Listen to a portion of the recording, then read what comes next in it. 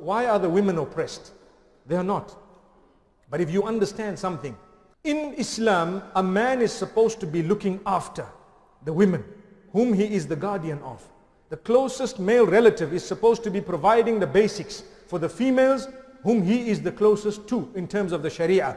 It's either a husband or an adult son or a father or a brother, if those are non-existent, meaning stage by stage, depending. If one is not there, then it goes to the other. If one has run away from his duty, it goes to the other. It doesn't mean you leave her on the street and so on. So a woman in actual fact does not really need money for anything that is necessity. If she has money, it's token for her own, I would term luxury. It's just hers. She doesn't actually have to look after someone with that wealth. She doesn't actually have to she's got no duties besides zakat to be paid with that wealth. But a man, if he has wealth, he's got duties, obligations. Obligations for what? Obligations upon those whom he is the guardian of. His children, his wife, maybe his mother if he is the son, and so on.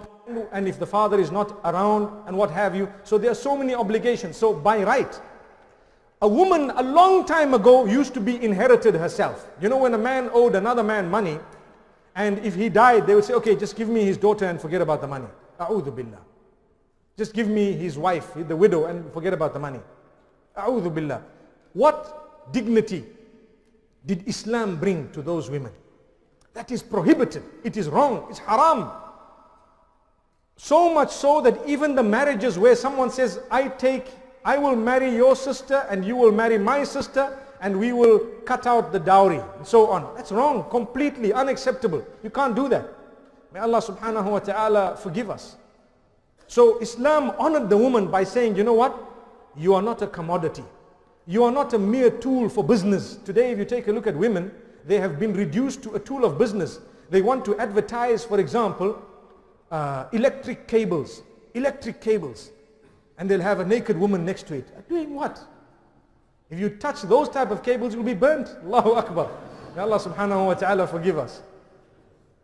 But they want, so to advertise anything, they have a woman. Why? Because she doesn't realize we've been reduced to a little tool of attraction. And this is why the women of the West, sometimes when they realize what's going on and they say, you know, I've been brought up just to impress and attract the opposite sex.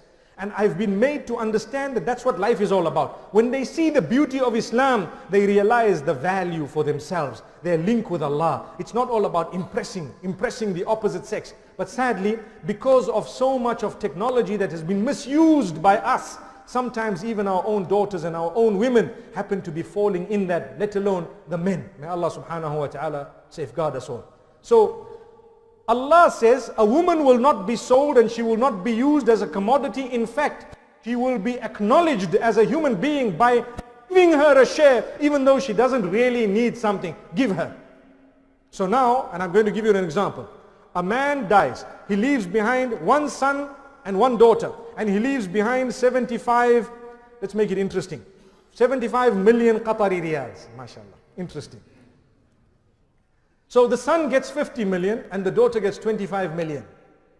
And this daughter, is the closest relative to the daughter, male relative, is that son, my brother. Because she's not married, her father's just passed away, she doesn't have any other brothers. This is the brother. So now what happens? Islam says, listen sister, that 25 million is yours.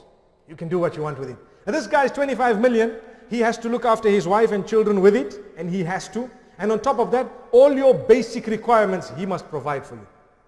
Allahu Akbar. Who has more money? Divide it. This guy has to divide his 50 million in 5 people, 10 million each. And that one, 25 million, I'm still sitting with it. And it's mine. Take a look at who got more. But people don't look as deep as that. And they find fault in the Quran because the men are not practicing upon that. We run away from our sisters. My sister, what will happen is when my dad dies, I'll try to steal even the 25 million from her. I will undervalue the property and say, oh sister, that property is only 1 million riyal.